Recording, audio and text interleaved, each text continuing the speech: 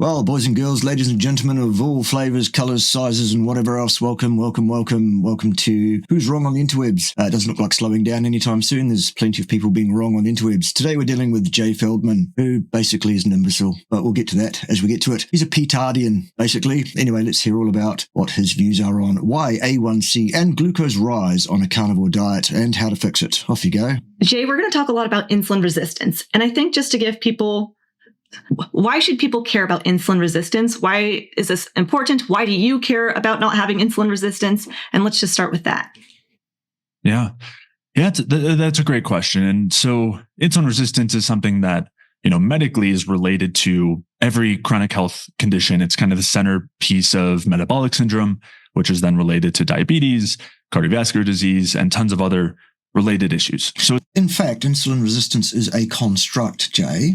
It's not something that is measurable. There is no such thing as an insulin resistance meter. It is a composite metric put together by people using other actual measurements of actual physiological responses to put together this idea, this concept. And it's a concept that sadly you have absolutely no comprehension of whatsoever, but we'll get to that. So it's very central in terms of medical concerns. But in addition to that, what insulin resistance means is that certain aspects of our cells, some really important aspects, are not working well. And that's obviously something we don't want to be happening either, because that affects everything from how well we sleep, how much energy we have, how well we think, our mood, body composition, and so many other things. So it's a really central piece of health. So what for you is the reason? I'm sure there's many reasons, but what causes insulin resistance? This will be fun. Yeah. So even by its name, insulin resistance tells us that we're thinking about an issue with insulin. And that's kind of... What is the issue though, Jay? Because insulin resistance, parsimonious at best, and actually conceptually does not get to the root of the problem, not remotely. Neither does anything Ray Peat ever had to say on any topic, Jay. A step separate from the real underlying problem.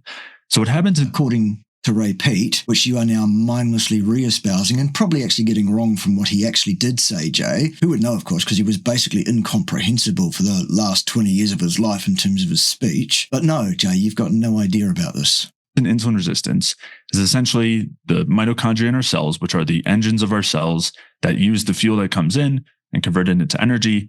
Those engines are not working properly. They are, in fact, working entirely perfectly, correctly, as per the plan. What's going wrong, Jay, is people are feeding their bodies inappropriately, and the body is appropriately responding by dealing with that in the best way that it can to prevent damage. And that's the thing that you're referring to as insulin resistance. And so there is a kind of backup of the fuel that's coming in. So the cells are overfilled because the engines aren't working. And it's nothing to do with that. They are. And we can't fit any more fuel in. It starts to back up and we start to see that fuel enter into the blood. And that's where you get... No, it was in the blood in the first place, Jay. Your cells take it out of the blood to oxidize it. If they're unable to do that, quite rightly so, because of the design that's protecting them from the damage that would cause, then it builds up in the blood if you continue to pour an inappropriate fuel source down your stupid neck every day of your stupid life. That's what happens. High levels of blood. Or more accurately, an inappropriate mixture of various fuel sources, in fact. Trigger high blood glucose. That's one very common feature of insulin resistance. The other... No, one feature of pouring inappropriate, contraindicated, unnecessary carbohydrates down your stupid neck every day of your stupid life is elevated blood glucose chronically, Jay. You've got this entirely arse-about face. There is that insulin is the signal that helps to bring that fuel into the cell. So it's helping to bring, in this case, we're talking about glucose inside the cell so it can be used in the engine. And when the cell is full of glucose, because it's not being used in the engine, insulin can't do its job. Right, which is as it should be, isn't it? Because at the end of the day, the cells need to protect themselves from being damaged by a toxic overburden of glucose. And as such, the doors are locked from the inside, to use a parsimonious analogy, thus preventing that damage, holding that glucose in the blood, where the red blood cells and the vascular endothelial cells are the sacrificial lambs, because those can be replaced much more easily, much more rapidly, because they're much less complex. It makes perfect sense. Of course, our bodies have evolved that way. Right? It's not able to bring more glucose in. Because it doesn't need it. So the problem here is the unnecessary, contraindicated overburden of the intake of carbohydrates. Period. We're done. But you're not, because you've still got nearly an hour's worth of this to go. Even though there's a lot in the blood that wants to be taken into the cells. And so then our bodies try to compensate by producing more and more insulin. So you end up with those two basic features that describe insulin resistance, which is a lot of glucose and a lot of insulin. And no, we don't have insulin resistance. We have a lot of glucose and a lot of insulin. Those are two measurable physiological parameters that there are meters that exist for, that have been designed and put together by various companies. You can go and buy one if you like and measure your insulin and your blood glucose. What you cannot do is measure your insulin resistance. That requires you to measure your blood glucose and your blood insulin and to enter those into some sum that's been made up by someone who's made up this construct called insulin resistance, Jay. This isn't difficult to understand, even if you are an imbecile. And cells that aren't actually using the glucose that's coming in, the carbohydrates that are coming in.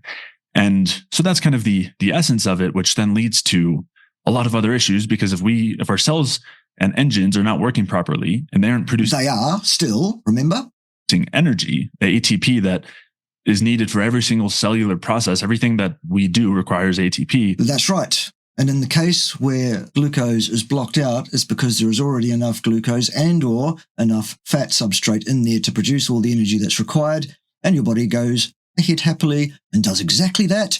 Ergo, the stuff that's locked out of the cells and held in the blood is there precisely because it is not required in the cells at that time. Goodness gracious, we're done. But you're still not. If that's not working properly... It is still. Then a lot of things are going to go wrong. And so, like what, Jay? That's really what insulin resistance is. No, it isn't. It's still a construct, and it's still one that you have no understanding of whatever. That situation, and then we're just seeing all these downstream effects as a result. Downstream effects, what are they? And they're effects of what, Jay? What are the cause and effect studies that underpin your claim there? What are your sources there, Jay? So how did we get to that being a problem? Was it someone ate too much? Was it ate too much of the wrong kinds of food? Was it sleep? Was it stress? Was it not exercising? Like, what is the actual action step where if someone's like, I don't want that to happen. I don't want bad things to happen with my cells and my mitochondria. What should they be doing on their daily, in a daily habit or lifestyle basis? Right. All of those things, Lily, are things that contribute to the problem as perceived here. Yeah. And it's a great question, because what most of us think, or kind of the typical perspective, whether in the medical community or alternative health community, is that we're seeing all this extra glucose, we're seeing all this extra insulin. Why is that happening? Why are we seeing all this extra glucose, Jay? Oh, yes, that's right. It's because the cells do not require it still. And instead of the recognition that the engine isn't working, we see all the extra fuel and we say the fuel is... The engine is still working. The problem. And so what we'll often hear is stop eating carbohydrates because they're unnecessary, contraindicated, and they're the things that are causing the toxic overburden of glucose in the blood. Very good. What's next? That's where we're getting that glucose from. That's where we're getting that fuel from. That's correct. Yes, good. And that's also what stimulates insulin to be produced. Yes, it is still.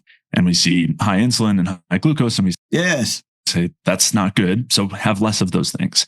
But we're really kind of looking at it backward, right? No, you are, Jay. You are absolutely projecting this entire concept completely 180 degrees out of phase with reality to suit a theology that you've sucked a lollipop that was offered to you by the late Ray Pete. And you're in error. You're out of your depth and you're not competent. Sorry about that. Just the facts. We're not actually addressing that underlying piece, which is that we're not actually using the fuel that's coming in. That's right, because it's not required. Good. So that's kind of the first problem. But if we do recognize the carbs aren't the problem, the insulin isn't the problem. Well, yes, they are. These are just symptoms. No, they're the problem. Just effects of what's actually going on underneath. No, they're not, Jay. Your cells have sufficient energy in the form of carbohydrates and fats already. No further is required at this time. The doors are locked from the inside to protect the cell from damage by glucose that pools in the blood. Great. Then we can start to actually address the underlying issue. And well, we could address the underlying issue, Jay, if you knew what it was. You don't. So nothing that you're going to have to say in the rest of this 40-something minutes of this video is going to help. And the kind of good and bad news is that everything that we do affects how well those engines work. So that is true, yes. And basically everything from how many nutrients we have, whether we're getting nutrients from our food, how much stress we're under, how well we're sleeping, how much we're moving, the kinds of foods that are coming in, the types of carbohydrates or fats that we're eating, how well our gut health is, or how good our gut health is, how well we digest our food. All of those things will end up affecting how well the engines work. And so on one hand, this means there's a lot that we can do to improve that situation. On the other hand, it also means that we have to consider all of these different aspects of what's going on with our health instead of just saying, stop eating carbohydrates. We actually want to look at all of these different. Okay, so the problem is a toxic overburden of carbohydrates. And you're suggesting to us, Jay, that the solution is not to stop doing that. You're an imbecile. There's no two ways to put this. An absolute imbecile. All the different things that go into a healthy life. And that's going to be where we can actually improve the function of those engines and actually allow for ourselves. Those engines are functioning perfectly still. To use the carbohydrates that are coming in. And that's how we reverse something like insulin resistance. You don't need to reverse insulin resistance per se, so-called. What you need to do is reverse the toxic overburden issue. And the way to do that is to stop pouring that toxin down your stupid neck. So I had Dr. Ted Naiman on. Actually, I had another imbecile. Multiple doctors come on and explain this kind of topic where... And 99% of them get it wrong.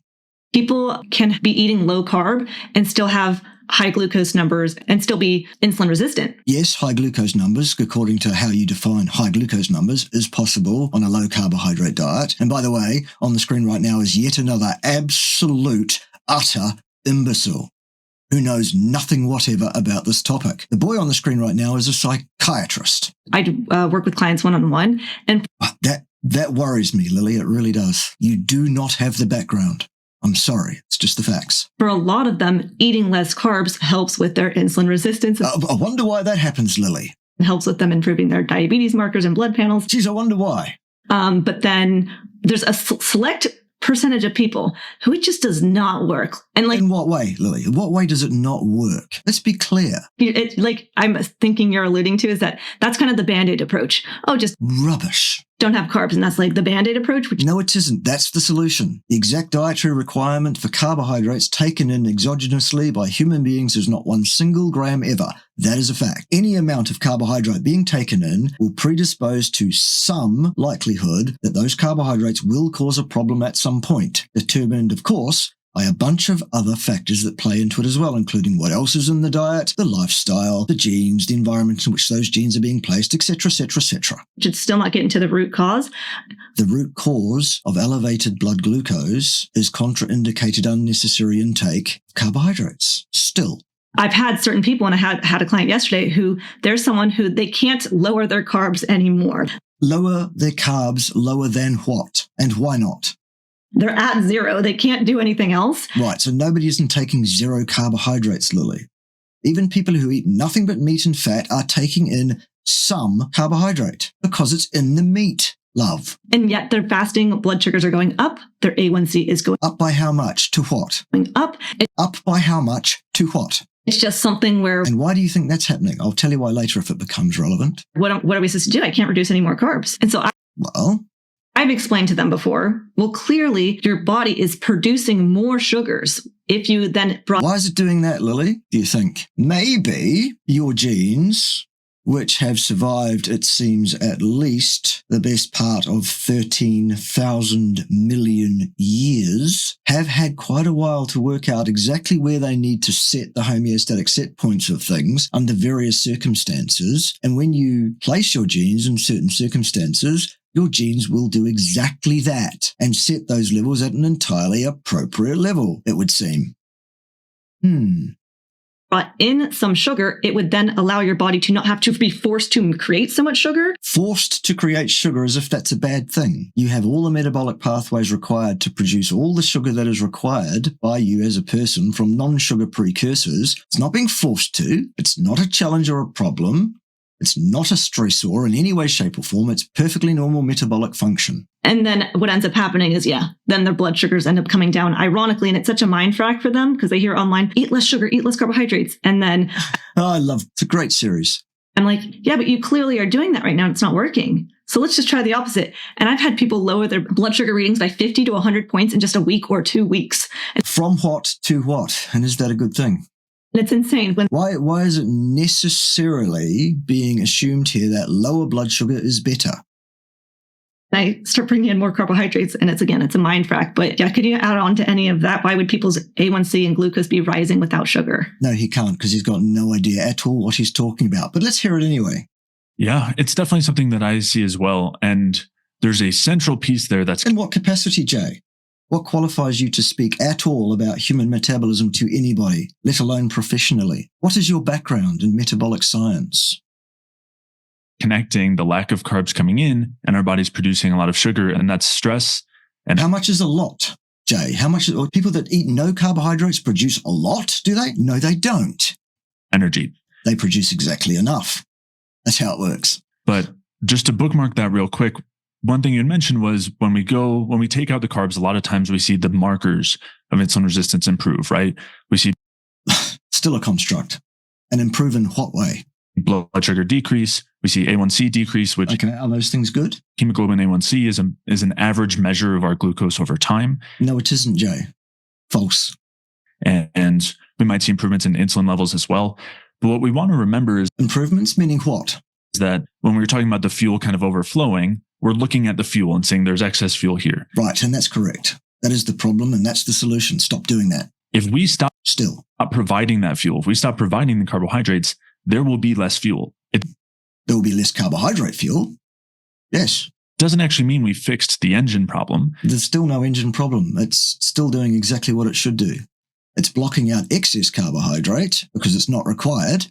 You stop putting in the excess carbohydrate that's not required, your blood glucose would then, normally, if you didn't have gluconeogenesis, would drop below the level that's healthy for your brain function, your testes, and several other tissues that do require some glucose. Ergo, your body ramps up its production of glucose that it makes endogenously. It's called gluconeogenesis, Jay. You should look it up. It's in every textbook on this topic that you could possibly imagine. It's not a new thing. We know about this.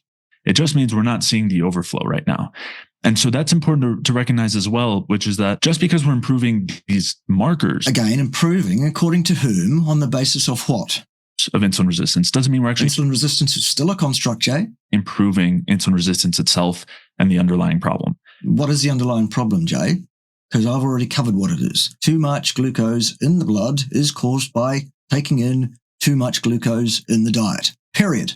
End of story. Why this video is nearly an hour long, I have no idea. There still might be value to that. Like there is still a place where if you're not using the carbs well, you might have some benefits. What do you mean not using the carbs well? What on earth is that supposed to mean? By reducing them. But we want to remember that it's not actually addressing the underlying issue there. Again, what is it? And coming back to the question of in the situation that we're seeing glucose come up, in the situation that we're seeing A1C come up when we're on a low carb diet. Yeah, there are a number of reasons that occurs, none of which have anything whatever to do with too much glucose in the blood, Jay. What's typically happening is because we're removing the fuel, we're removing the source that we're producing energy from. No, we're not, because we're still producing energy from fat, Jay. We're removing one form of energy, the form that's not required. Still. Cells are saying there's not enough energy here. No, they're not, Jay. Nothing of the sort is occurring. Whatever. Wrong. They're asking for more fuel. No, they're not, Jay. Wrong. More energy. No. Absolute rubbish. Nonsense. And the way that they do that is by triggering stress hormones. Rubbish. Cortisol is not a stress hormone. You imbecile. It's an entire stress response. No, it isn't. Absolute rubbish. Same thing that happens if we don't eat at all, if we go for a long run or do any sort of exercise, if we were to do anything that's, if we were under like psychological stress, or again, if we're not eating carbohydrates, our bodies induce this stress response to rubbish still provide fuel. No. And the most well-known stress hormone here is called cortisol. There you go. No, it's not. So a lot of people are familiar with that. They are familiar with the term cortisol, and they're probably also familiar with the fact that many people refer to it as a stress hormone. It is nothing of the sort still. There are a couple of others as well, namely glucagon and adrenaline or epinephrine. These are the main stress hormones. They are not stress hormones. They are hormones that do a role that is determined by something like 13,000 million years of evolution, okay? And when we goodness sake, increase these stress hormones, They're not stress hormones still. It triggers a number of processes, but one of them is a process called gluconeogenesis. Which is not stressful. It's a normal part of our metabolic functioning, you ignorant imbecile. Which is the process of producing new glucose. That's right. Right? Producing carbohydrates. And this is what happens when we don't consume them. That's right. The body's an amazing thing, isn't it?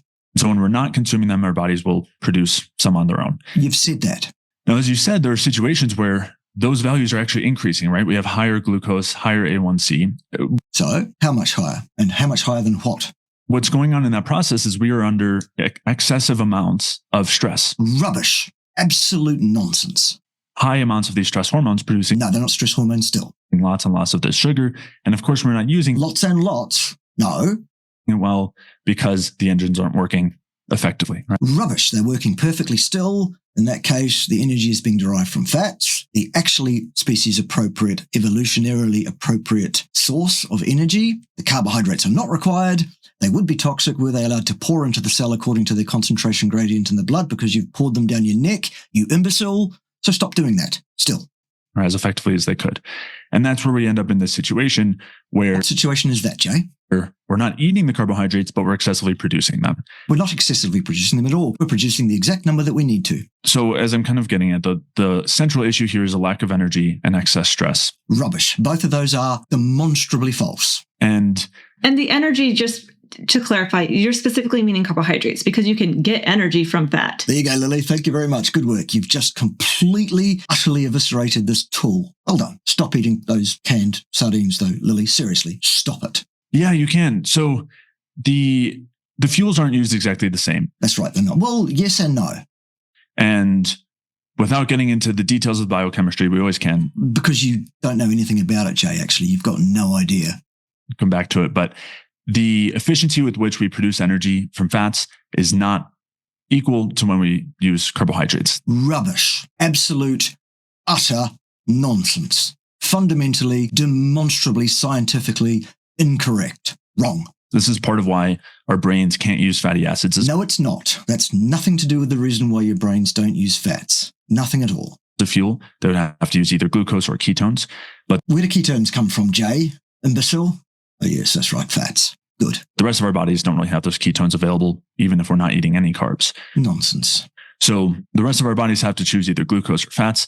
And there's an inherent inefficiency that comes along with the fat as a fuel. Rubbish.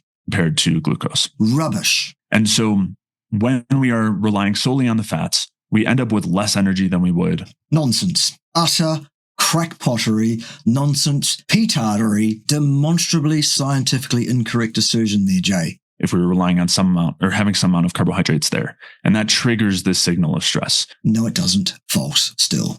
So when I'm saying stress here, it's not necessarily like we're under stress from work or from relationships or something like that. It's our body's response. It's physiological stress, the same stress as it's not a stress still. If we were to exercise for a long time. And so that it's not the same as if we exercise for a long time either, by the way. It's not even remotely akin. They are two completely disparate situations. Situation, as you were saying, can be rectified. We can reverse that. There's nothing that needs rectifying. The body is working perfectly when it blocks out sugar because it has perfectly sufficient energy in the form of fats and or sugars already. Still. By providing the actual fuel that our bodies are asking for. Which is fat, still. And this is, I think, I was in that low carb camp myself and doing intermittent fasting and cyclical ketogenic diets and all the different variations. One of the things that kind of flipped everything on its head for me, that just completely shifted my perspective, was this recognition that the number one way to turn down cortisol is providing carbohydrates, eating. So why would you want to do that? The level of cortisol in your blood is exactly what it ought to be, according to total sum, really, of the environment in which you've placed the total sum of all your genes at any given time. It works perfectly. Eating carbohydrates, whether we're talking fruit or sweet potatoes or whatever it is, that is going to immediately turn down cortisol. So? By providing the actual fuel that our bodies are asking for. Which is still fat. Your brain will need some glucose, ergo your body produces all the glucose that's required for that purpose. Your testes, or some people's testes, Jay, require glucose as well, for example. And there are several other tissues around the body that also do require an amount of glucose fuel. And that's why your body produces enough for that purpose. And so that's exactly what we're doing in this case, right? You have someone who's on lower carb. They're seeing this excess stress response. It's not excess and it's not a stress. High glucose values. And we provide some carbohydrates and it turns that stress off. It's not a stress still. And so that we're seeing that, play out in real time. So I'm just thinking about my audience and what they're going to be thinking. And so I'm just going to be them in this moment. So Jay, my cortisol levels were really high. My body was gaining more. According to whom, on the basis of what? Or weight. I was... Okay. Weight or fat, Lillie? Which? Because that's not the same thing, is it? Therefore, in a state of more inflammation, more stress, because I was eating carbohydrates. How do you gauge the inflammation, Lillie? Because if you're going to say by way of looking at cortisol, that's not going to do the job. Sorry. Carbohydrates. I was eating pizza. I was eating donuts. And that wasn't helping me get lean and fit and strong. That's because eating carbohydrates won't do that. I was giving my body the carbohydrates it needs. Well, Lillie, the body produces the carbohydrate it needs itself. The amount that you need in your diet is still not 1 single gram ever. So how can carbohydrates now be the thing that helps me sleep, have better thyroid function, stronger metabolism, if I was already doing that? Okay, define all of those things. Good luck. And it messed me up. Define that. Yeah, so I think those are good examples, right? When we think No, you don't think. Jay, you don't think at all. You just mindlessly espouse the ridiculous smelly lollipop offered to you by Ray Pete. Carbohydrates, we're thinking donuts, pizza, candy, cookies, whatever it is. A couple of things to mention there. One is those foods, for the most part, they're not foods, Jay. Are more fat than they are carbohydrates. Rubbish. Right? This is not just a pure carbohydrate food in any of these examples. Also, the types of fats and carbohydrates are far from ideal. They have a lot of problems, but they're with them beside, lack of nutrients. There's issues with the types of oils that are used in those sorts of products. There's issues with the types of carbohydrates, the grains. Those can cause a lot of irritation and gut issues for people. So the kind of short answer here is those are not the types of carbohydrates we're talking about. They're not even really carbohydrates. They're Yes, they are still. Kind of like mixed foods. Right. Well, that doesn't mean they're not carbohydrate containing foods. It means they're mixed. And mixed foods are the worst foods that you can intake because they're not foods. If we shift the sources of carbohydrates, we can see all of those benefits without the weight gain, without the trouble sleeping, the inflammation. There are no benefits to consuming exogenous carbohydrates of any kind demonstrated anywhere in the literature, Jay, and there never will be. Those things are rarely, if ever, a carbohydrate issue, but they can be a food issue. Oh, so overburden of toxic carbohydrates in the blood is not a carbohydrate intake issue, is it not, Jay, still? Fuck me sideways. But just because the food contains the carbohydrates doesn't mean those were the problem. They still are. I have a lot of people who they come to more of a carnivore diet because they hear about they're just trying to lose weight. You mean fat, don't you, Lillie? Not the same thing, remember? You can lose a lot of weight by getting very badly dehydrated. You can do it quickly if you like. You've achieved the goal, you've lost weight. But is that a good idea? No. Well, then we have two different camps of people. We have the people who are trying to lose weight, and then we have people who have maybe more gut issues, autoimmune responses, psoriasis, maybe even mental health issues. Right, all of those things are very, very highly associated with the intake of contraindicated, unnecessary carbohydrates, Lillie. All of them. But for people who are just trying to lose weight, they hear about You mean fat? All the different diets online, and they're like, oh, there's the vegan, there's the paleo, there's Weight Watchers, there's carnivore. Oh my gosh, someone said they lost 10 pounds in a week. I'm going to do that because I'm going to lose a bunch of weight too. This just happened to me yesterday, a client who was like, oh, I just started it because I don't have any major chronic health conditions. I just wanted to lose like 10 pounds. And I ended up gaining 20 pounds in a year. And my fasting glucose went from 74 to 93. Well, neither of those are a problem at all. For this particular person, I was like, but why did you choose carnivore to lose weight? You could have done all these other kinds of diets to lose weight. And they're like, well, I just saw someone online lose 10 pounds in a week. It's like, well, we have to remember, where's that person's starting point? Maybe they had 100 pounds to lose. And then you could have done any other kind of diet where you calorie restricted. And how much of it was water? Or change the fuel if you're eating processed junk food. If you start eating real whole foods, then you'll likely see a body composition change without even having to reduce calories. But yeah, I think like people who move more towards carnivore, let's exclude the weight loss people, I guess. But for people who they say that if they have a little bit of some blueberries, then they're going to end up eating a plethora of blueberries. And then the sweet taste ends up making them want to go and eat something else that has more sweet, like sugar taste to it. So then they go and eat. So go and talk to someone who specializes in addictive eating behaviors, perhaps, like my fine partner, Pim. You can get hold of her at Pim, P-I-M, at Pim Johnson, Janson,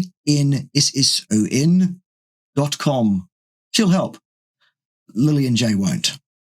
Oreos and cookies and ice cream. So then they find that for them, reducing carbohydrates, reducing anything that has a resemblance of sweetness actually helps them improve their blood markers, inflammation. Right. Some people can be moderators and some people have to be abstainers because of their psychological makeup. Absolutely. Fine. Insulin resistance. Insulin resistance is still a construct. So what do you have to say about those kinds of people? It's a great question. And the relationship between hunger and energy, I think, is a really important one. Just real quick on the weight side, I just want to throw out there that if we are in a place where we're looking for any sort of short-term weight loss, 1 week or 2 weeks or a month where we're trying to lose 10, 15 pounds, whatever it is. Go and sit in a sauna. Dehydrate yourself. It's not good for your health whatsoever, and it's possibly dangerous depending on how much of that you do, but that'll work for weight loss. That almost always is going to come at the cost of not only our long-term health, but also our long-term weight. Most of the time, anything that's going to lead to that massive drop in weight is not going to be sustainable, or it's not going to actually be physiologically sustained. And we are going to be more prone to regaining it. And it often doesn't work long-term. So just something to keep in mind there is let's always try to keep that long-term in mind. Normally, if we're looking for a short-term quick fix, it will only work short-term and then it'll come at a cost.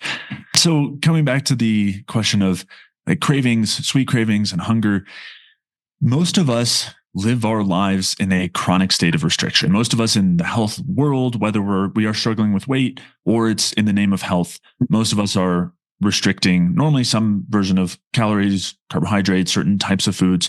And calories, you say? Goodness gracious. It's absolutely clear to anyone that's seen more than 5 minutes of my video material, Jay, that you really don't even have grasp of the basic first principles here, let alone the highly complex biochemistry involved in what's going on here. You have no place advising people on any aspect of this, none at all. No business at all doing that, Jay.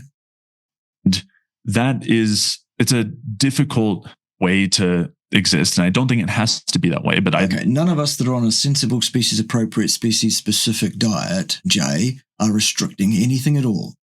We are eating to satiety. There is no restriction going on. Lived that way for over a decade, so I know what that feels like. But when we're in that state, what we're doing is we're generally, whether it's by restricting carbs or just total calories, we're in that state of at least a partial energy deficit. Rubbish. Absolute nonsense. Energy is also a construct, Jay. It doesn't mean calorie deficit. I'm talking about the actual ATP inside of our different organ systems. When that happens, but we're not short on ATP, Jay. The concentration of ATP within a cell is jealously guarded to within a physiological range. It never moves outside that range until you die. Please. You really, really are completely out of your lane. Happens. There is always a chronic hunger underneath, because our hunger is pretty directly tied to the amount of ATP in very particular areas. That is absolute nonsense again, Jay. Complete rubbish.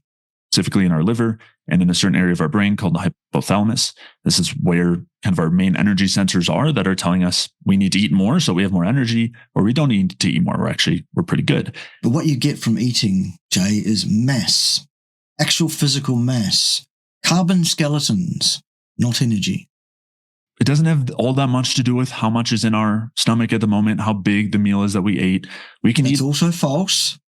A really big meal, and I'm sure, a lot of people listening to this have had this experience where they can eat a really big salad, and even though they're physically full, they still have a desire to eat more, right? If there was something really tasty, that's because there is nothing of nutritive value within that salad.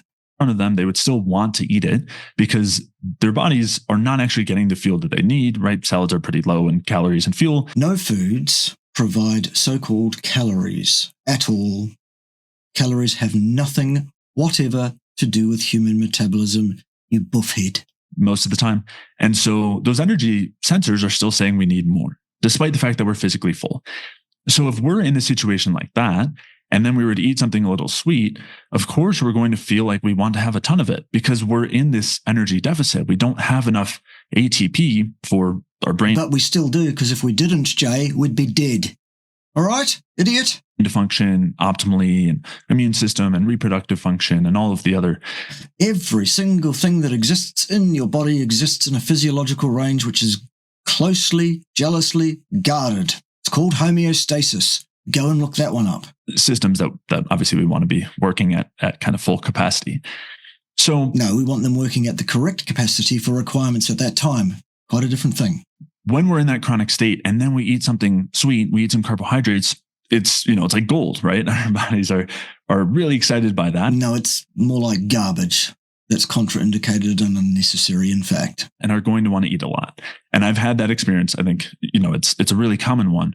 But if we are on a more consistent basis, fueling with the quote right types, healthy carbohydrates, and providing enough. There are no such thing as healthy carbohydrates in the diet, Jay. None at all.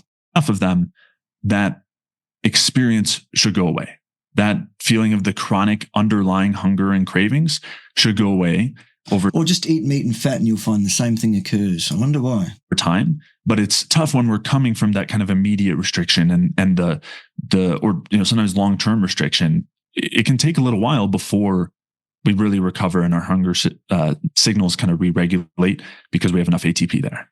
We always have enough ATP at all times. So if you were someone who had insulin resistance right now, that's a construct still. Would you go about reversing that? Stop eating carbohydrates. Yeah, so there are a few different things I'd be thinking about. The first, as we kind of mentioned, is for a lot of people in that scenario, it's not like the typical foods they were eating from the carbohydrate side are berries and other fruits and potatoes and sweet potatoes and a lot of home cooking and good protein sources and things like that. Typically, there's a lot of processed foods, a lot of eating at restaurants, and normally not as consistent movement and exercise, maybe not great sleep habits, maybe stress. And for the vast majority of cases, just getting to kind of decent areas there, just putting some intention in those areas makes a massive difference. So before I would suggest any sort of restriction of certain food groups or anything like that, I would say, let's just eat whole foods, cook at home, incorporate some consistent movement, which doesn't have to be hours at the gym multiple times a week. It can just be consistent walking or something you enjoy, right? It could be any kind of sport or anything that's active that, it can be gardening, anything that someone enjoys doing. Getting to sleep on a consistent schedule. And for most people, shifting it a bit earlier. I think on average, we tend to go sleep later than is ideal. Trying to reduce stress, just general kind of techniques there, anything from journaling to meditation to breath work. The basics here make a huge difference when it comes to general metabolic health, when it comes to how well our mitochondria are working. So that would be the first starting place I would suggest. And I would say in a lot of cases, that's going to get us to where we need to go. Rubbish. Now, there are situations where we need to dig into a bit more details because maybe maybe we were doing kind of suboptimal things for a long enough time that we've dug ourselves into a bit of a hole and we've got some kind of lingering chronic issues, maybe in relation to gut health or maybe metabolically. We're not going to see the reversal as quickly as we might in another scenario. And that's where I would start to get into some more details. So on the gut health side, for example, here we go. We can have overgrowths of harmful bacteria that, when we eat, such as eat certain foods, that actually feeds the bacteria. They such as produce really irritating, toxic things in our gut, such as which then actually enter into our bloodstream. And why, Jay? Because if our gut integrity is as it should be, that's not going to happen, is it? Why isn't it? Create inflammation. There's other factors as well, like we might not be digesting our food particularly well. But perhaps that's because you're pouring stuff down your neck that isn't food, Jay. How's that sound? We don't have strong stomach acid or... I wonder why that happens. You eat a meat-based diet and your stomach acid will normalize to where it genetically should be. You eat a bunch of plant materials and it will drag it down. Digestive enzyme production or bile flow. We can have very slow motility where the food... Yeah, all of those things are down to eating things that aren't food, Jay. Isn't moving through our intestines very well and it's sitting there and getting consumed by bacteria. There's a lot of ways that things could go wrong in terms of gut health. And if that was the case, we might need to make some more changes beyond just eating whole foods. We might need... What do you mean whole foods? What is that, Jay? Need to make a bit more of a point to reduce some of the harder to digest foods that are more... Such as? More likely to feed any bacterial overgrowths that we have. Such as? So some of the foods I would be more careful with would be grains, nuts, and seeds. Okay, none of those are required by humans at all, ever. So just make those 0, yep. Which are generally a lot harder to digest. Impossible, in fact. Unless we prepare them in the more traditional ways by fermentation or soaking and sprouting, which makes them more digestible. But still not remotely health providing or useful in any way, and it doesn't get rid of the problems that are associated with intaking those toxic things. A lot of raw vegetables as well, especially the very fibrous ones. And sometimes even the cooked vegetables too, depending on our digestive health, depending on our microbiome, can still be feeding bacteria, producing some, again, very harmful compounds. And that can be, and those harmful compounds, not only are there direct mechanisms where they block mitochondrial respiration, they block the engine from converting the fuel into energy, but they're also found in... So they're toxic is what you're saying? In insulin resistance and diabetes. Insulin resistance is still a construct, and diabetes is a diagnosis based on one's blood glucose levels. One of the main toxic compounds produced by bacteria in our intestines is called endotoxin. And no, that's a class of various sorts of toxins, and there are many different sorts, Jay, still. And severe endotoxin levels will happen in like severe infections and can be deadly. It can be fatal. It's like the same thing. Leading cause of death when people are immunocompromised. But moderate levels of endotoxin is called metabolic endotoxemia.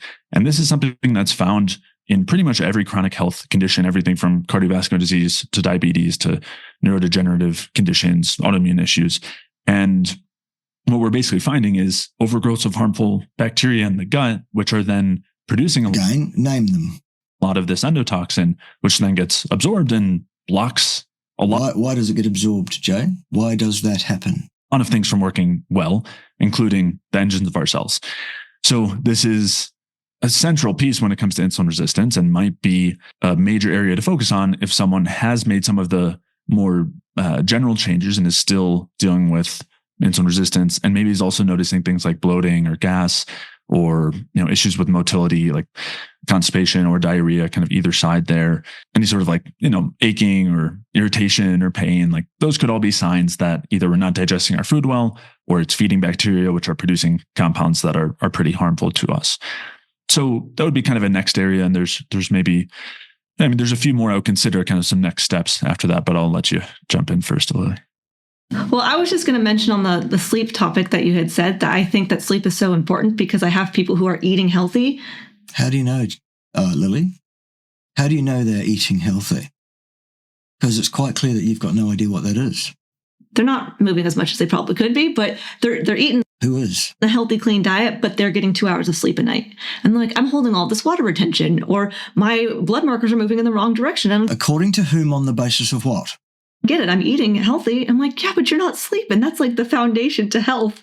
So I'm glad that you mentioned sleep because it's overlooked. And I think it's not as of a, for some reason, I find people just don't want to talk about sleep. They want to say, just tell me, should I eat 2 more eggs a day? Or what's the one thing I should be eating to be able to become healthier? And it's like, yeah, but sleep, you got to do that. If you're not doing that, the whole body's not going to be working, as sleep's our body's time to rest, recover, and repair itself. Yeah. And poor sleep and insulin resistance are very well tied. And you can see just one night of poor sleep, the effects on reproductive hormones, testosterone for men and progesterone for women, the effects on stress hormones, the effects on insulin resistance. Again, those stress hormones, you say? No. Effects on weight. There are studies where they have groups eating the same diet. And there's one in particular where one group studies show has 5.5 hours of sleep per night and the other gets 8.5. And there's a massive difference in the amount of body fat loss and lean mass. And let's talk about the controls, the observation, the scientific design of such studies. If you're going to talk about studies show, Jay, you better be prepared to defend said studies because they're going to be rubbish. Mass loss, despite doing the same thing in terms of diet and exercise. Massive. I'm not suggesting that lack of sleep is a good thing, by the way. Don't jump all over me, folks, and say, oh, you said sleep wasn't important. I didn't say that at all. I said the studies that people like Jay tap and say studies show without even quoting what studies he's saying that studies show, they're rubbish. All of them. There is no good science done with human beings as subjects in the field of health outcomes. It's impossible. Can't be done. Difference. I want to say it's like 40% differences. So that's the difference between a competent scientist and an idiot. Right there. A competent scientist does not go with studies show. Yeah, it's really not something that we can understate.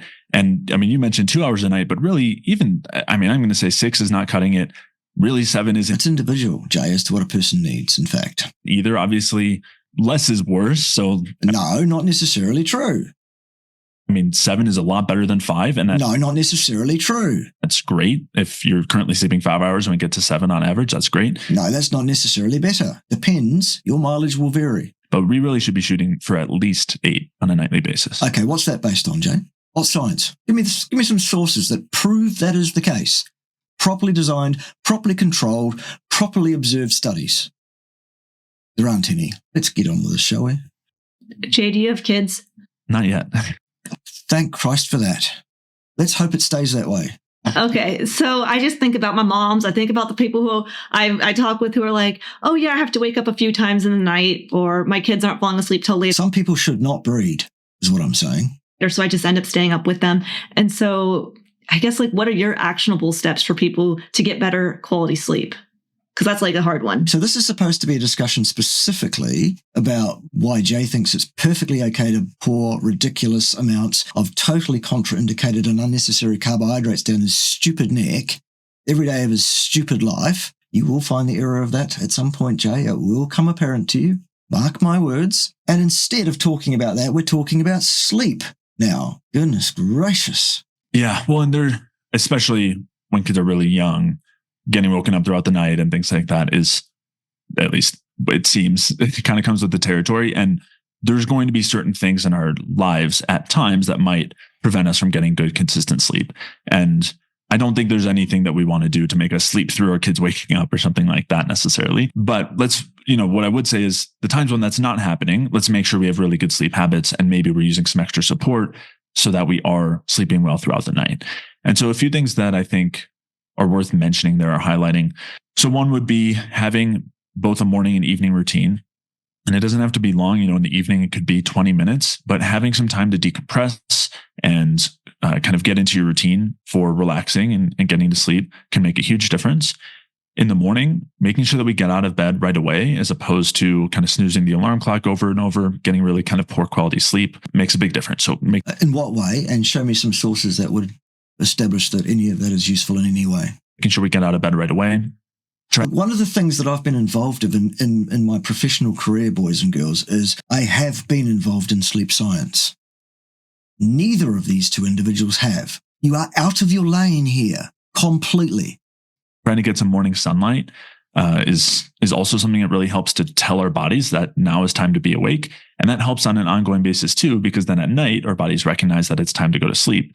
And so with that, the current lighting that we have can make a big difference. If we have really bright white lights on at night, and then we just turn those off and try to go to sleep, our bodies are thinking it's still daytime. So light in the morning. White is not the color that's the problem here in the light, is it though, Jay? No. Like real sunlight makes a huge difference. Real sunlight isn't white. And then at night, trying to keep the lights down, using red light filters and things like that on your screens. It's not keeping the light down, it's keeping it to the right color spectrum, imbecile. Makes a big difference when it comes to sleep. Also, a central thing that we're talking about today is carbohydrates. Were we? Yes, let's do that instead of talking about something that you know even less about than carbohydrates. And when it comes to turning down the stress hormones, which are the ones that keep us kind of amped and awake and prevent us from getting good quality sleep, the carbohydrates are massively important. And I know you've talked about they're not. This when it comes to your sleep quality, is that you need to eat some carbohydrates. Rubbish. And I think there are a lot of issues that I see that crop up over time when people are on low carb carnivore diets. But I think sleep is one of the most common, one, if not the most common symptom, at least early on. Yeah, they did it wrong. They never really were a proper carnivore, and they should show up for naming and shaming. And that's because we're really amplifying those stress symptoms. No, still not stress hormones. Systems when we're not getting those carbohydrates in. No, rubbish.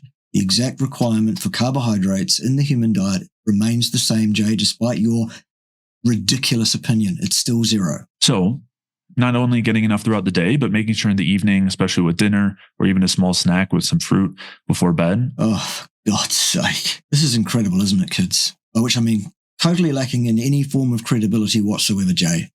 Can help to turn that stress down. No. So that we can not only fall asleep, but also stay asleep. Because during the night, while we're asleep, our bodies are working. They're using fuel. We're doing a lot of repair and regeneration. Our brains are still active, and all of that requires fuel. And when we're not eating, we have to rely on the fuel that we've stored or just eaten. And our bodies can do that. That we've evolved that system. It's fantastic. so if we have enough carbs throughout the day and maybe Which is none at all, still. a little bit extra in the evening, No. that'll help to make sure that those glycogen stores or carb stores are full. Have you ever heard of gluconeogenesis, Jay? That takes care of it. What's next, for goodness sake? So that we have enough to get through the night. We still do, whether we eat any or not. A lot of times if somebody wakes up during the night, especially has this like trouble falling back asleep or any sort of heart racing, bad dreams, or any like kind of consistently at the same time every night, that's often a sign that we've run out of our stored glycogen and our Rubbish. Show me a source. bodies are wanting more There isn't one. Rubbish. fuel. The stress system's activated and No, still not. No. it's waking us up and preventing us from falling back asleep. Rubbish. If that happens, we can actually have, a little bit of fruit or something like that, or a spoon of honey, and that can help us fall back asleep. But we can also make sure to just get enough throughout the day to prevent that Which is still none. from happening. And that can make a huge difference. And it's a really clear relationship where what's supposed to happen with our sleep is we're supposed to have enough fuel to get us through the night, And we do. repair, regenerate. And then as we run out, We don't run out, though. Even the leanest individual has several 100,000 of your so-called calories stored on their person, Jay. For goodness sake. we have this, what's called like the dawn phenomenon. And we kind of talked about this with fasting blood sugar, where we're supposed to have a peak of stress in the morning. No, it's not stress. Still. That's our natural alarm clock. But what happens if we don't have enough fuel stored and we're not using it very well or efficiently? That happens earlier. So it might happen at 3 a.m. instead of 6 a.m. or 2 a.m. or something like that. And so then we wake up, we don't have any fuel. And Rubbish. Nonsense. Garbage. Just absolute disinformation from start to finish. And if that's happening, it could be a sign that we're not getting enough carbs in throughout the day. Which is still none. And we can have a little bit when we wake up or during the day, make sure to get a bit more. No. Don't do any such thing at all, in fact. So you said make sure that you're having enough carbohydrates Which is still none. throughout the day. How many is enough? And None. Still. does that matter depending on if somebody, again, has insulin resistance already? Or you're like, no, whether you have insulin resistance or not, you should be eating X amount of carbohydrates. So when This will be fun. it comes to optimal amounts of carbohydrates, None. there are a few different kind of ways that we can think about it. No, there aren't. So our nervous system, including our brain, is one of our major consumers of carbohydrates, Yes. unless we're getting ketones. If we're not getting No. It still is, even when we're in ketosis, even deepest nutritional ketosis. Glucose is still the major fuel source of the brain. ketones, our brain is running fully on glucose.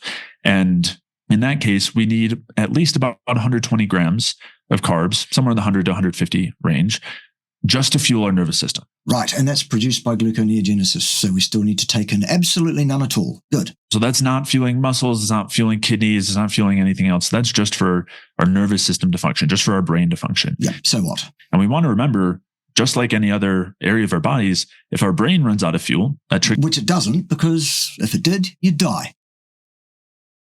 stress, that triggers cortisol. Nope. Well, Cortisol's still not a stress hormone. No. that triggers anxiety and irritability. It is the same signal that causes fat storage, something we Absolute nonsense, all of that. Rubbish. don't want to Just ignorance.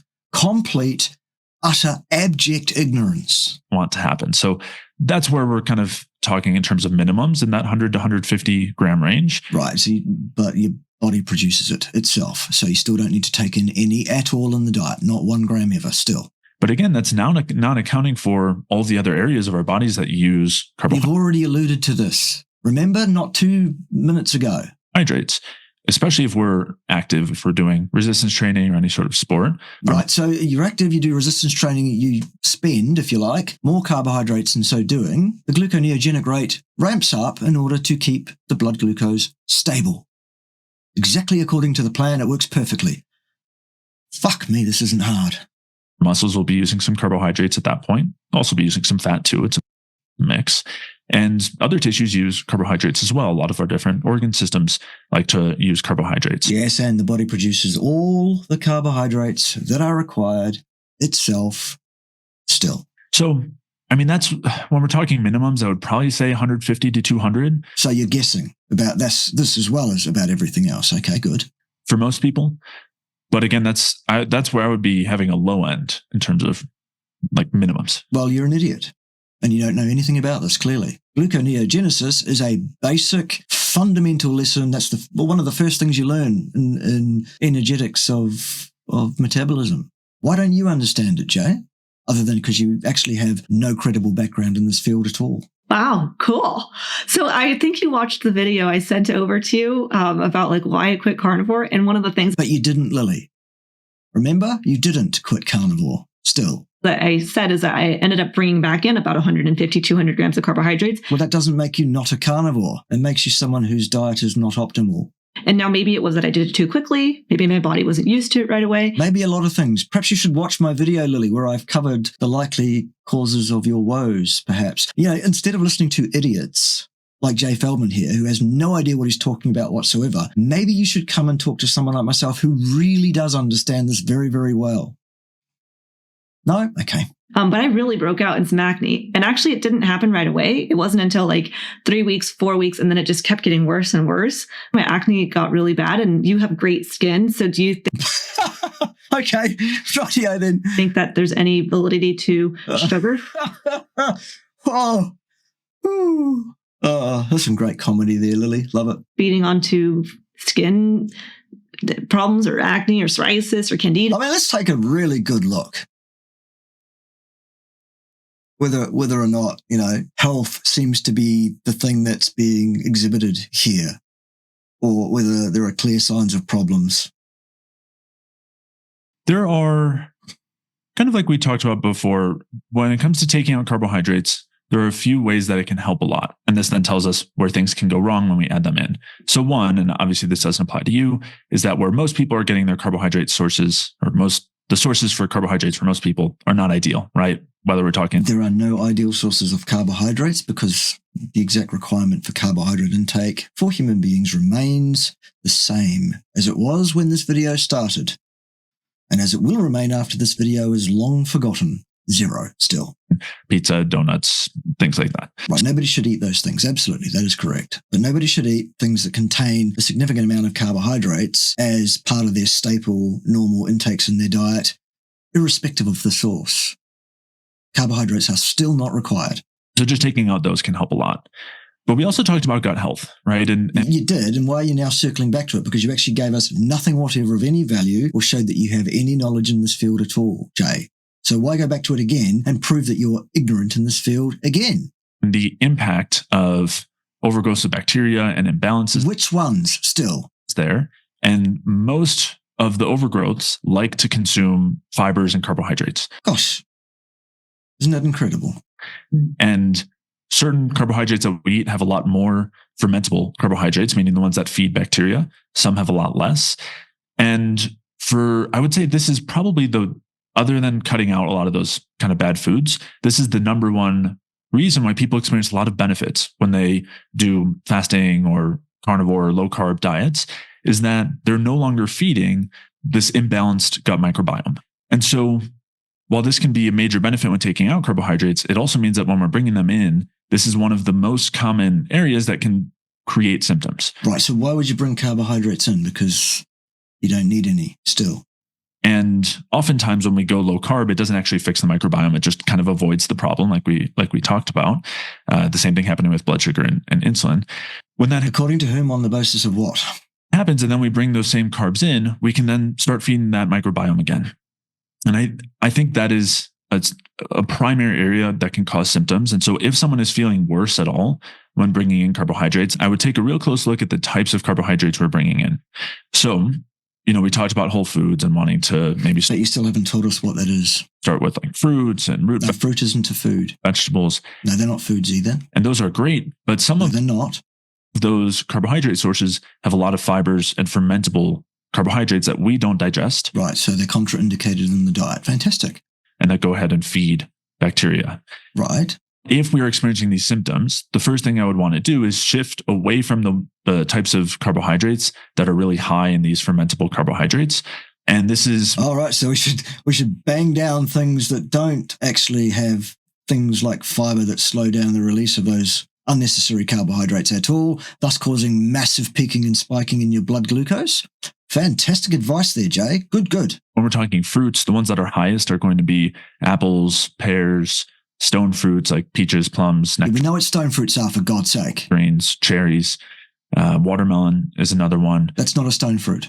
There's a couple others that are kind of moderate, but those are kind of the, quote, worst offenders In what regard? when it comes to carbohydrate sources that will feed bacteria a lot. Again, if we have a According to whom, on the basis of what? healthy microbiome, shouldn't be an issue. It should actually really help What's a healthy microbiome, Jay?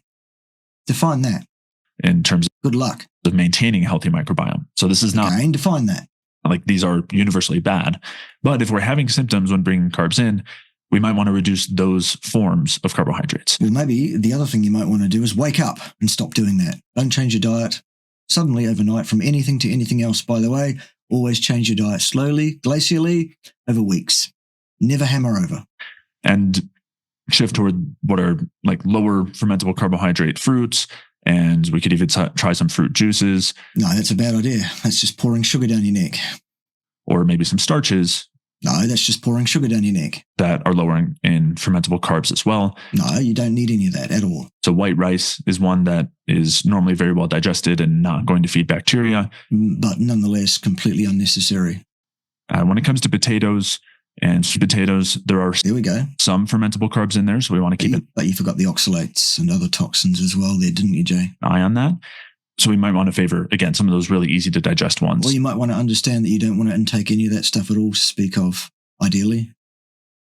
And the last thing I'll say here is one way I wish it was the last thing you'd say.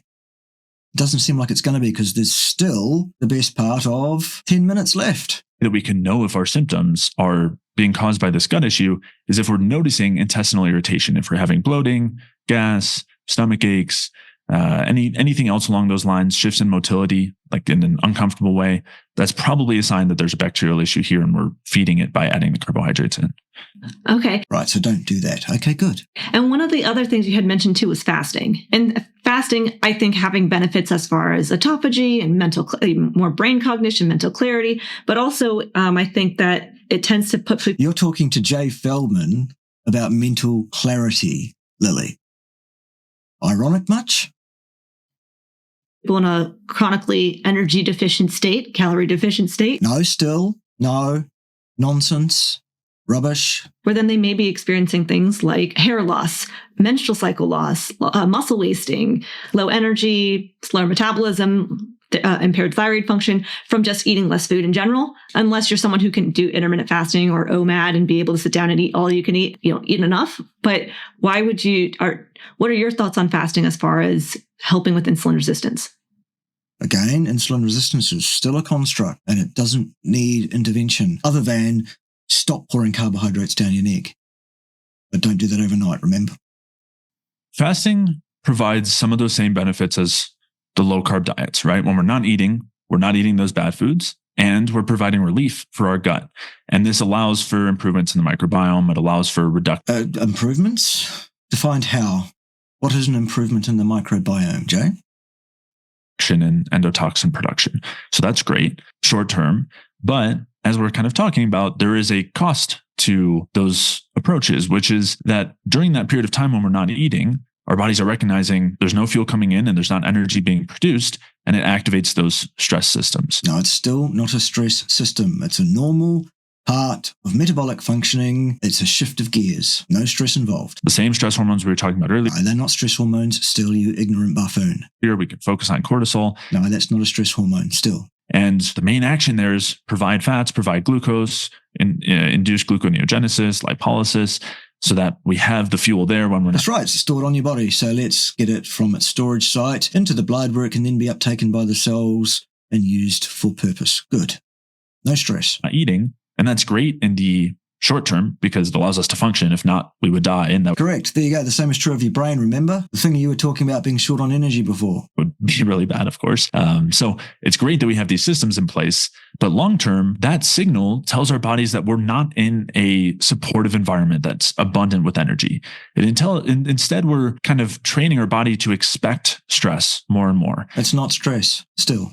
And in doing so, it starts to downregulate our different systems, our immune function, our digestive function, our reproductive function.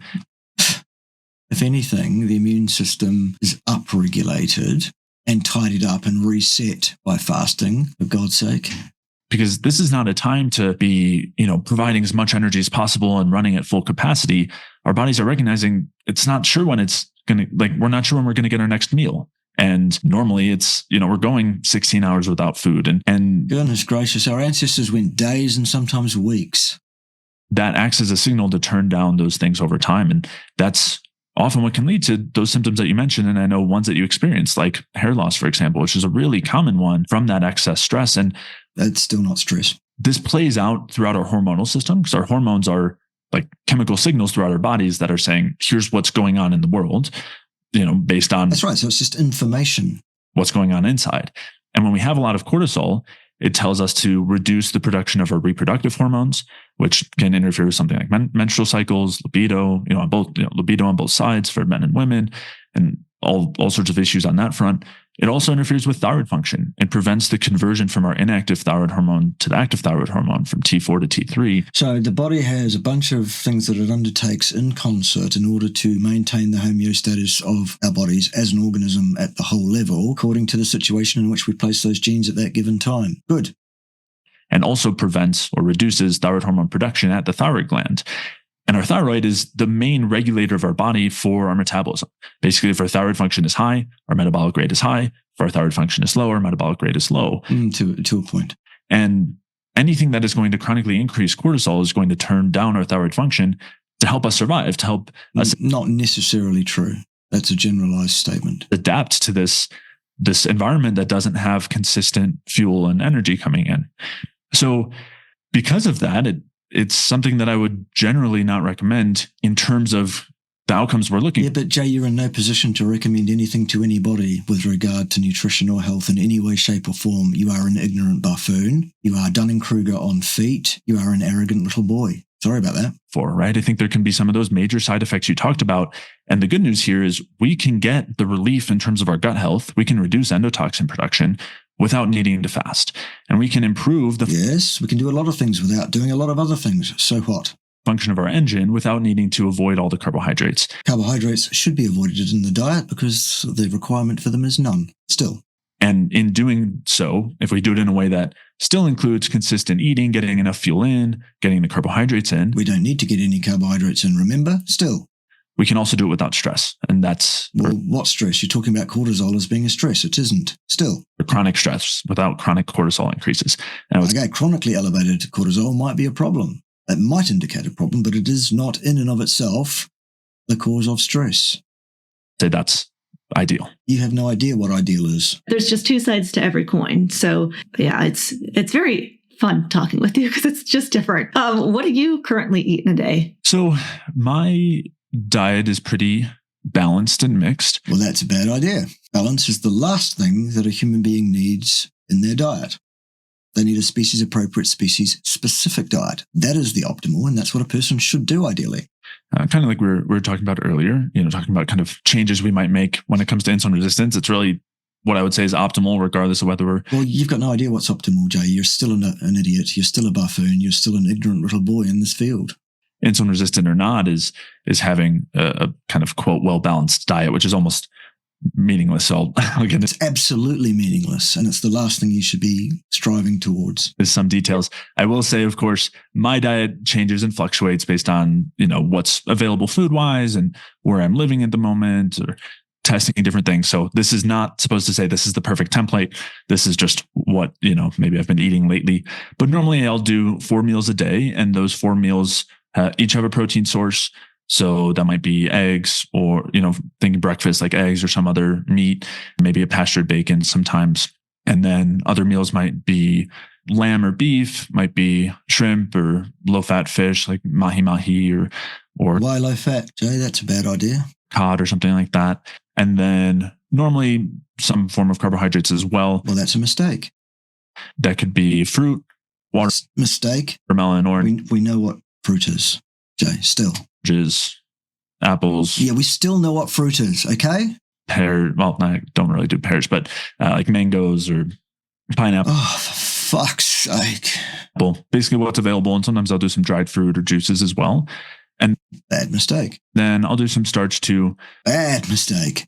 Potatoes, sweet potatoes. No, dumbass. Occasional white rice. And, dumbass. And so each of the meals is kind of a combination of those things. It's never really the same every day. Kind of mix it up. And then I'll normally do a snack depending on how late. Oh, so why do you need a snack? What is it that required you to fancy or need a snack in any way? Dinner is, if there's a good chunk of time between dinner and bedtime, I'll normally have it. Why are you eating more than once a day? What's the requirement for that? A snack then. And what are your thoughts on plant toxins?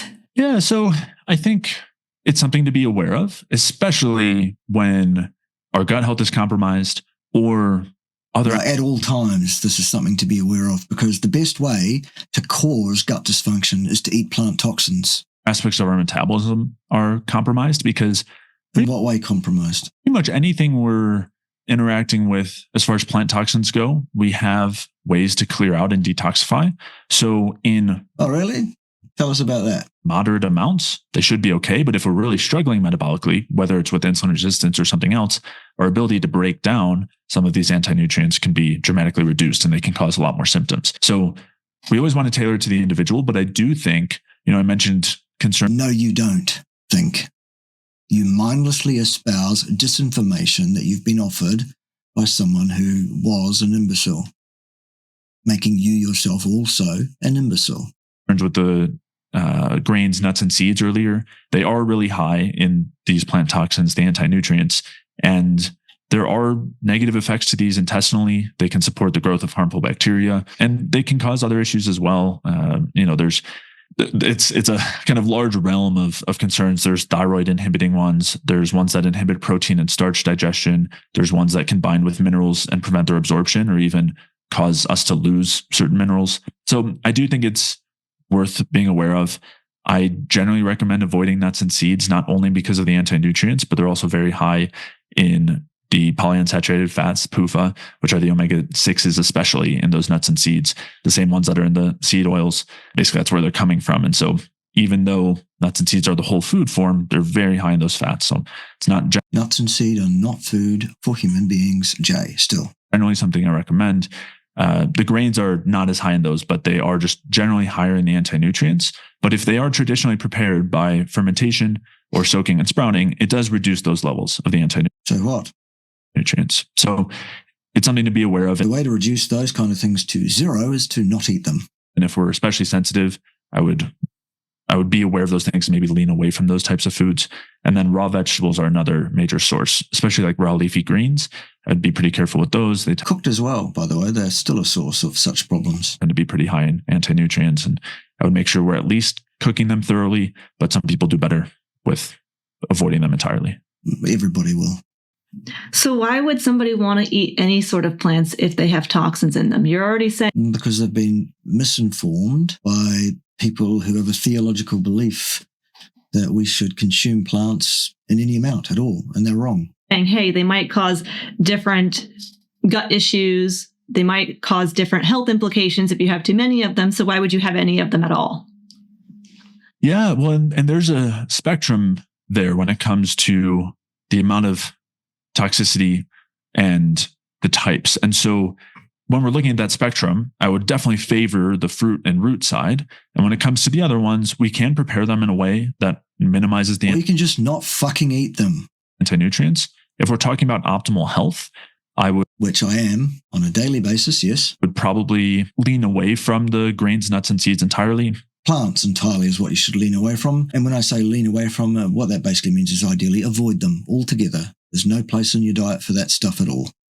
And definitely raw vegetables, at least most of... Jesus. I mean, it's just circular insanity here. It's brain fog. It's constant repetition. I know I repeat corrections I make, but I'm only repeating the correction because the fallacy is repeated again and again and again, and I will not let it pass. It must be corrected every time. But these buffoons are incredible in this regard, aren't they? These videos could be a lot shorter if these people would stop that. Like, again, we're talking asparagus and Brussels sprouts and broccoli and kale. I would say we generally don't want to eat those raw. If they are cooked and we've reduced the anti-nutrients enough, they can still have other benefits that... No, they can't, Jay. There are no benefits to eating plants whatsoever. Are worth having, but I would say we don't want those to be the centerpiece of the diet, even if they are well cooked. We're not going to be getting our fuel from there. We get some nutrients, but again, there's some balance with the anti-nutrients. So I think the idea that this is what all of our diet should center around is not compatible with the presence of these plant toxins. When we're talking like the cooked vegetables, there's a lot of benefits to the polyphenols and flavonoids in there. No, there aren't. A lot of benefits in terms of gut health, and they actually help. No, there aren't. To keep the harmful bacteria. Again, what's that? Define it. Growth reduced. So they have natural kind of antibiotic effects, very gentle. Well, is antibiotic effect in the gut a good thing? No. The ones that don't harm the good bacteria, they only... What are those, the good bacteria? Define them. Keep the bad bacteria at bay. What are those, the bad bacteria? Define them. And same with the fibers that are in there as well. If we have a healthy microbiome, it actually helps to further support a healthy microbiome by supporting the growth of the good bacteria. Rubbish. Absolute nonsense. Again, you haven't defined good bacteria because there is no definition of that. There is no place for fiber in the human colon. It's contraindicated, if anything. Just ignorance, Jay. You're completely out of your lane, completely out of your depth, and you have no idea what you're talking about whatsoever, still. So that's one benefit there. I think there's also benefit to, some people enjoy the taste. That's not a benefit. Are also vitamins and minerals in there. And so all the vitamins and minerals you need on a daily basis, you'll find in muscle meat and associated fat. You don't need to eat any plants at all.